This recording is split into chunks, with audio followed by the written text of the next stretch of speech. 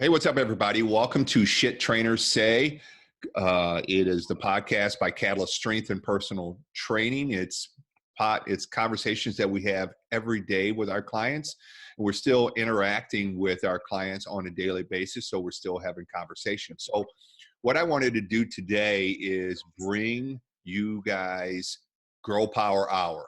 So this is Grace, Olivia, and Debbie, and they are my main people. They are the ones keeping the ship running and on course.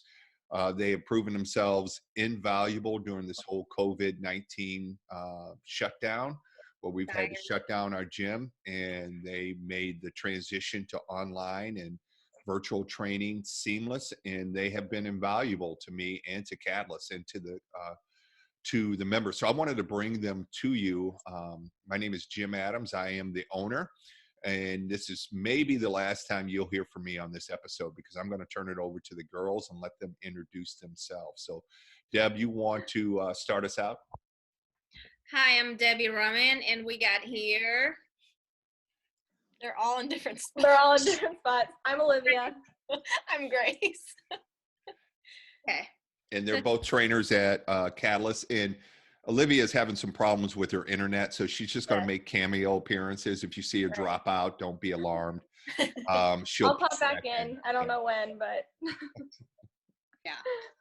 So today we wanted to just share with you our experience with just being a personal trainer as a female, clearly.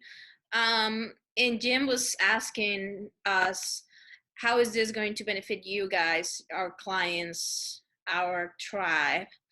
And I think that, the more information, the more you can appreciate the services that we're offering you. And maybe today you'll learn something from us that will help you get a better experience at the gym with us. So I've been a personal trainer for 6-7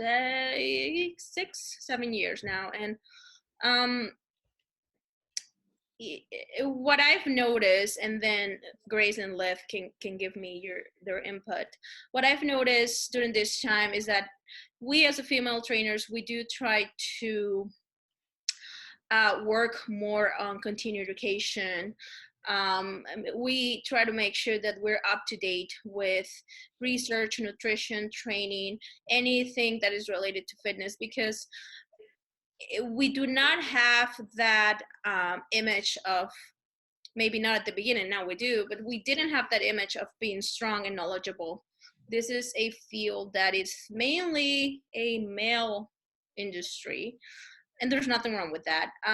But it's just harder for us to get started, because we have the need of proving ourselves mentally, physically.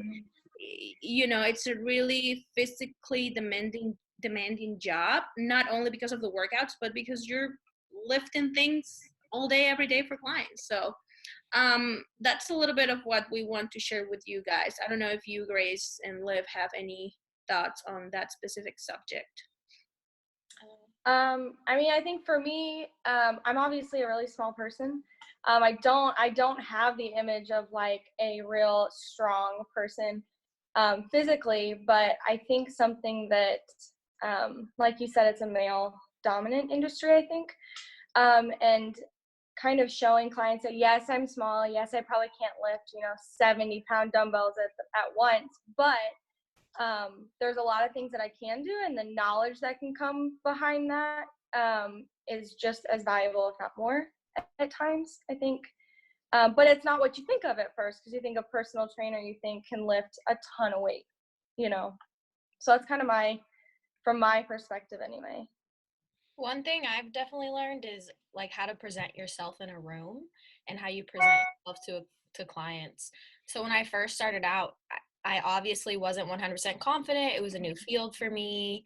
I was working with athletes right away too, and 6'5", 5'2", like not always the most comfortable situation, trying to tell somebody what to do. But honestly, like you just fake your confidence and people are going to respect you, understand you, and really just go with whatever you say. Until you can gain it. Yeah, Right. absolutely. So now I just walk in, like every time I walk in the Catalyst, like it's my comfort zone. Like I have no issues Right. answering any questions, presenting anything to anyone, moving the 70-pound dumbbells now. Like Right. just it's transitional periods. Right. I think that another thing that we also bring to the table is the empathy aspect. Because of the same reason that we might not be able to provide you with everything that you expect at the beginning from a personal trainer, but we are going to be more in touch with you outside of the gym. We're going to hold you accountable a little bit more than maybe a male trainer. We're going to make sure that you're comfortable at the gym, especially us as women. And I don't know, you ladies, you can tell me here in a bit. When I first started lifting weights, it just sounds so silly, but it was really intimidating. Mhm. And that's one of the reasons why I became a personal trainer, because I had no idea what I was doing. And I wasn't going to go and ask anybody. Are you kidding me? So then I was like, okay, I guess I can learn what this is about. And then I was like, oh my God, this is the best thing in the world. I'm just going to make money with it. That's how it started, because I wanted to be stronger and Right. feel like I could do things with my body that up to that point I couldn't do. Mhm. So we can connect with you at a more emotional level, and it's easier for us to help you understand really what your why is, because our journey is different than a male trainer. Because Mhm. versus a male trainer, maybe you just went to the gym because you wanted to hook up with more girls, or you just wanted to prove yourself to be bigger than your friend. Mhm. Our journey begins differently. I don't know if you Right. ladies have anything I to say. think it's more on an emotional level for women when you start, because I was the same way. I mean, I was super intimidated. I had an older brother who was, into all the sports and doing all the lifting. And so what I saw that is I was like, okay, I could never do that. But after kind of seeing him go into the personal training and strength and conditioning, I saw wasn't just about being able to lift all the weight, but it was what you can do for yourself and for your health. And that's when I really started getting into it. And then I switched my major in college, and I really started learning about the body aspect of it and how things are working, and what I do now and how it can benefit me in the future. And that for me, I was super empowering, because I was like, okay, this is it. I mean, I want to be able to, lift that, but not necessarily for the purpose of just lifting it, but to make me stronger, so that at the time I was riding horses, so that I could be better at riding horses. So it was like kind of a trade-off, but it was more of my life as a whole, rather than just like, I'm going to go in and get buff and I want to like work out so that I can lift heavy stuff kind of feel, I guess. Mhm. I mean, I grew up in the gym. As a gymnast, that's where we were at constantly. Yeah. What it was a big transition too, when especially guys don't expect a female just to walk in so comfortably and mess around with barbells. Even like over at Mhm. SAB, like people are like, "What? Like, how do you know how to do that?" And I'm like, "I don't. I've just been Right. doing it." So it was a little bit different of a reaction. And like through my GA spot, the amount of like females that came up to me and were like, "Can you like go to the lifting area in the gym with me? I'm just super uncomfortable. Guys Mhm. look at me. I don't know what to do." So I've definitely had my full level of experiences with it. And of course, there are times where, like in the gym, like I'm using, let's say, a weight rack and there's a pull up bar, and a guy will just come over and use the pull up bar. And I'm like, well, I don't want to be that girl yelling at him, like, hey, I'm using this, but I also don't want him to just think he can use my spot. So there's like whole different levels and depths of being a female trainer and being a female lifter, and the emotional connection with it as well. Like it's more complicated than just let's move some heavy weight around. Yeah. Do you guys mind if I chime in here? So, Please. Go for it. because I know all of you guys are super educated. I know Grace has her master's degree. Deb has her certification, but then she also got her functional diagnostic nutrition certification. She's working on her dietitian degree. Liv, you're still in school. You're talking about getting a PhD in PT. So I know you guys are super, super educated and really proactive on the continuing education side, which I find is not always the case in trainers. I've been training and around other trainers for 30 years. And I said this before we started recording, it's real easy. It's not hard to find a meathead male trainer. You can find meathead female trainers, but they're a little bit more rare. But it's harder to find a well-rounded, intelligent male trainer who knows how to work with different populations instead of the one that has the template that he uses and he's just going to use that with everybody and have standard regressions and progressions instead of training you for your body type, your movement style, and your goals. And I find that to be a little bit more true with female trainers than male trainers across the board. There are exceptions to every rule, but for the most part, that's what I find to be true. And you guys do tend to be more empathetic. You're getting out of yourself, thinking about the client, thinking about, is this going to be good for the client? Can they do this? Is this going to help them reach their goals? And that's the mindset that you go into the training session with versus, I'm going to get her on a squat rack today. I'm going to get her squatting heavy, and then we're going to lift some more heavy weight. And that's how a significant amount of male trainers approach it. And so I think that's the biggest difference. But the question I wanted to ask you guys is, when you're talking about male clients and female clients, what are some of the biases that you've encountered as a female trainer approaching male and female clients? I've found that people are surprised at like how strong we are. Yes. Oh my God, you can lift Yep. that. Like, well, yeah, it's my job, or people like male, especially male clients, they're like surprised of like it whenever we give them a good workout. Like at the end of the session, they're like, wow, that was a great workout. Like, duh, like that's my job, and it's not like I don't appreciate the compliment, but like, were you expecting it not to be, and with female clients, that's kind of like the opposite. They do not expect us to push them that much. They think we're going to be easy on them. They think we're going to give them the 10-pound dumbbell. Like that's like, no, no, we're not doing that. So that's what I noticed. But I also do encounter clients who have no bias. And those are people who are probably the ones who have never worked out before though. Or the I think you're spot on about that.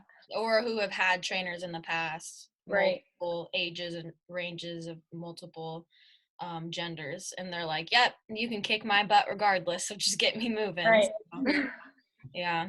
Right.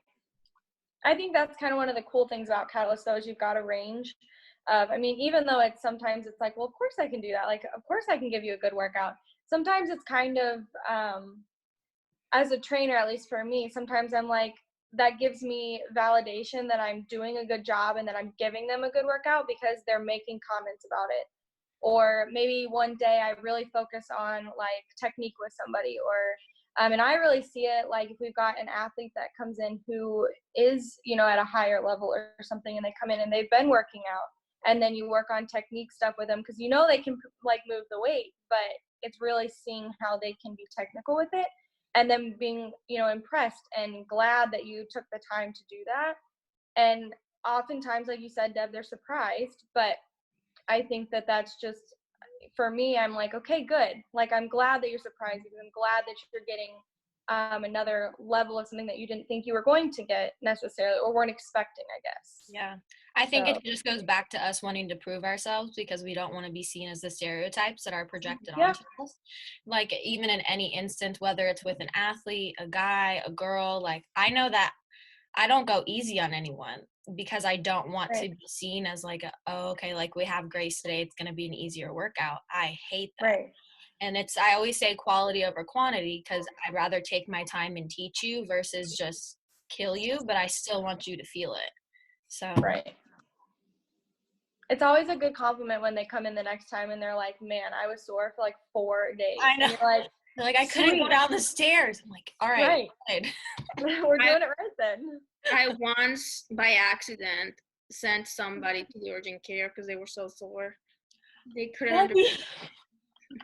For Did real? you give somebody rhabdo? What? Did you give somebody rhabdo? No, they were doing walking lunges, and I guess they were too heavy. Oh. Well, what I found, because when I was at my old job, I had the same thing. I trained this lady who'd never trained with weights before. Yeah. And so I knew she was going to be really sore, and I told her that, and I went really easy on her because I knew she was going to be really sore because it was her first time ever working with weights. She called me the next day, and she's like, I'm going to call an ambulance. I need to go to the hospital. I was like, what happened? Oh, She's like, my What's entire wrong? body hurts to move. I can't move. My entire body hurts. I go, Kim, that's normal. I go, but I had to realize that people who haven't worked out, they don't know that. They don't know that muscle soreness and that uncomfortableness that comes with training And is then to us, is a like, good yes! thing. And it's a good thing. But for them, they equate pain equals something is wrong. Right. So you have to not only train them, but educate them and coach them as well. Right. So that's the biggest part. So I want to hear you guys talk about coaching clients from a female trainer perspective and what that looks like. You mean like how we go about the training session? Yeah, or like coaching them. I mean, because I imagine like as a female trainer, as a male trainer, I always feel a little uncomfortable coaching females on nutrition because I don't, because it's a real sensitive subject. I don't want You don't know the history. I don't want there to be any judgment transferred in my coaching. And so my question is, what kind of issues do you go through when you're coaching females on nutrition versus coaching males on nutrition? I honestly, unless I know the person had like an eating disorder problem in the past, then that's different. But I do not encounter any difference between coaching a male or female too much in the nutrition aspect because I try to treat them the same. I know that even if you're a guy, there is an emotional attachment to eating. And I treat it like that. And I coach you like I would coach anybody who does not have an eating disorder. But I do try to relate to them as much as I can to make them understand that, hey, I like to eat the cake too. I enjoy wine.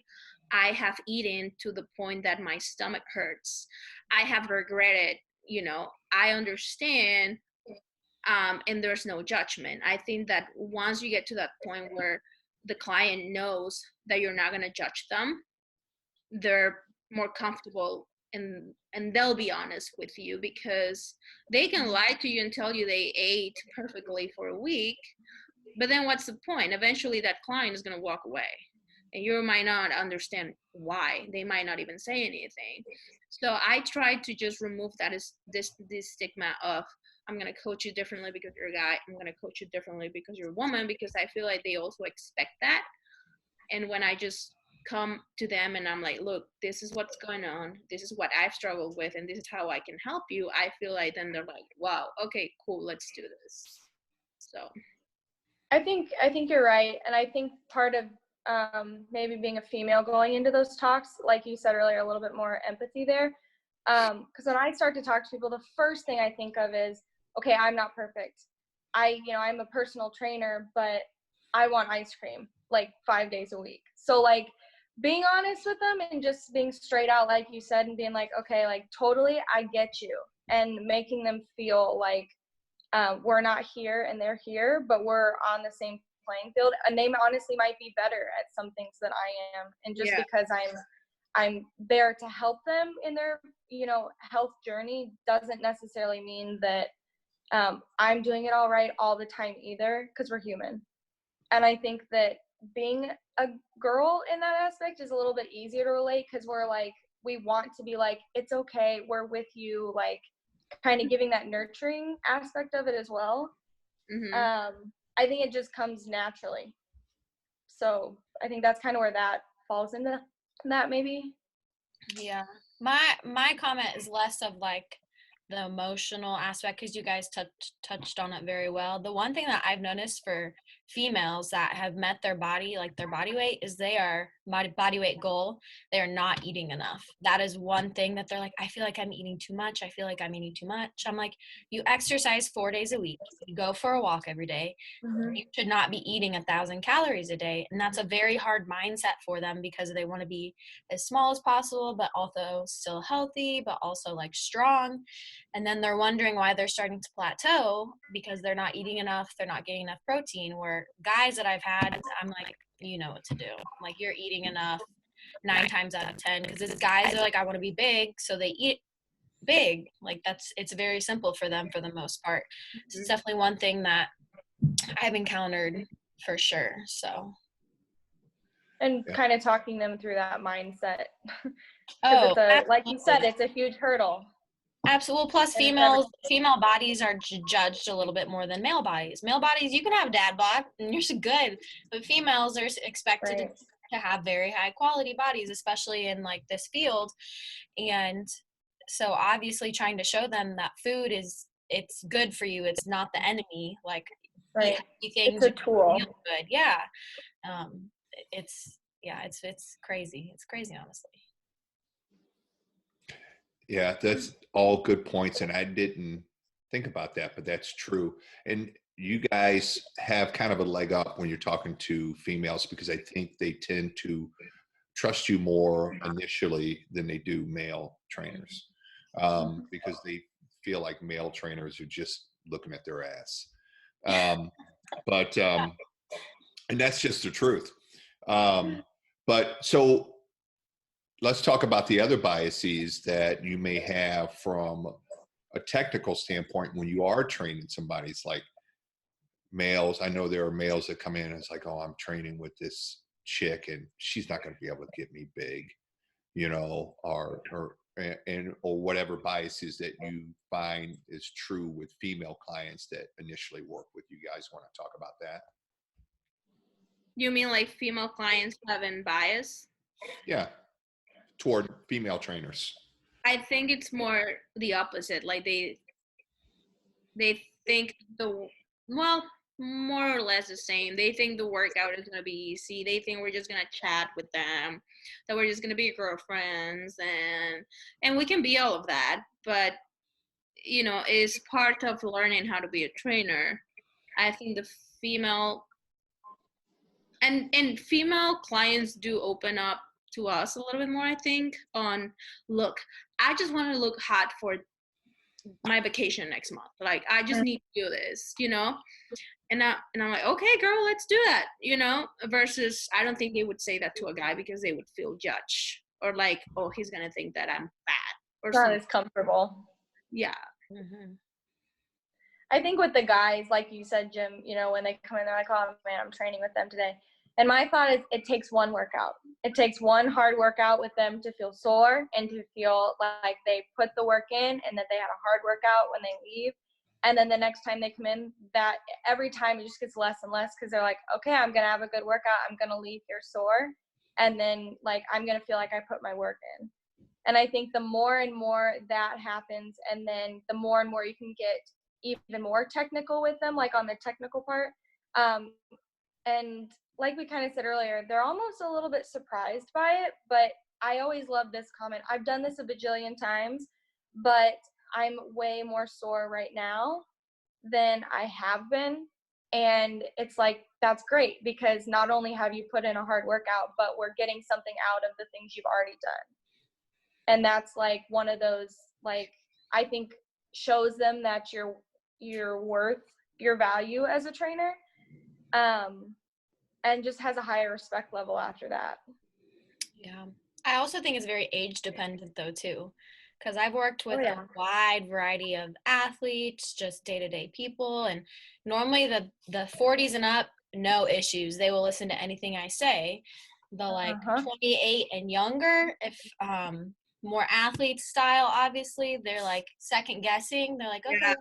I guess I'll try that. So I think honestly, it's more age dependent than it is gender dependent when we're in I this. would agree with that. Yeah, I mean, there 100% has been those cases where I'm like, oh my God, this guy's 55 and he still doesn't, he has no idea what's going on. Like he's judging me, like whatever. But I really do think it's more age dependent than anything. Yeah. Mm-hmm. I think as a trainer too, when we feel, I think we've all felt that way of, oh my gosh, like they're coming in here, especially like an athlete who is like built, like you can tell they know that they've been doing this a while and stuff. And then you're like, oh my gosh, he's going to judge me about this stuff. And it's totally that whole, yeah, it's like you have to get into that mindset of like, okay, now I'm really going to kick your butt. So I get that I'm small. I get that I'm a girl, but like, Yeah. you have to listen to me and we're going to work hard and you're going to put your nose to the mat today and we're going to do this. Yeah. And I think when you go to that mentality, and I thank my brother for that because I totally got that from him because he's that way. But, you know, when you get into that level with them, they're like, okay. You're in slow motion, Liv. And then it's just a whole different ball game. You were in slow motion. This was you. And Yeah.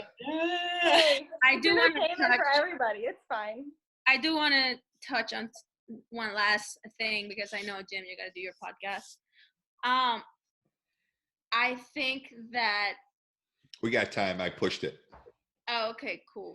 Mm-hmm. I do want to highlight the fact that it is a good thing that we have male trainers and female trainers. yes. I think that if it Agreed. was only female trainers, we wouldn't be the trainers we are today. We wouldn't be as good because we wouldn't have that like my mindset of, okay, I gotta prove myself, I gotta get stronger, you know, like we wouldn't have that kind of like competition mindset. If we were only Yeah. female trainers, we'll be a little messy, we'll be kind of crazy, we all know. So Deb, are you waving around scissors? oh yeah, I was like doing my nose. Sorry, I'm getting intense. Girl hour, it's fine. So when I first came to Catalyst, I was the only female trainer for like 2 years, I think, something like that. And that was kind of, it was good and bad. I mean, I feel like it taught me a lot. I think that's the reason why I came to the management position that I am today, because I feel like I had to hustle and I felt like I had to prove myself and I felt like I had to do more than what Jim was asking me to do because the guys were going to do it and I didn't want him to think the guys were better than me. You know, like it just kind of shaped me a lot.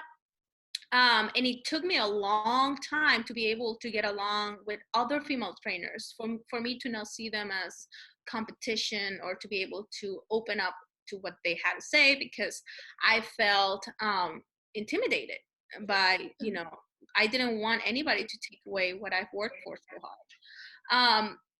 So I think that the balance between having male trainers and female trainers is definitely a good thing. Like, I don't want this to sound like, oh, female trainers are the best. No, I think that there are so many good male trainers out there and we make a great team when we work together. Female with female, trainer with trainer, we do not discriminate at Catalyst. Right. I think the team thing is what you just touched on is huge, because it was at I think it was our last meeting we had all together, and Deb had us do this exercise where we all sat together and we said like a couple of things that we liked about the person next to us, and then on the other side, and then they did it back to us and then the person on their side. And I think that it was really cool because you can tell that, one, we have a really great group of trainers who are highly invested in our clients' well-being, but also invested in each other as a team and cared and really saw each other for who we were.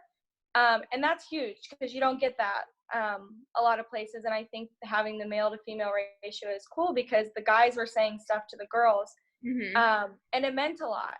and stuff. And I think also we said things to them that they necessarily didn't even think that we would remember.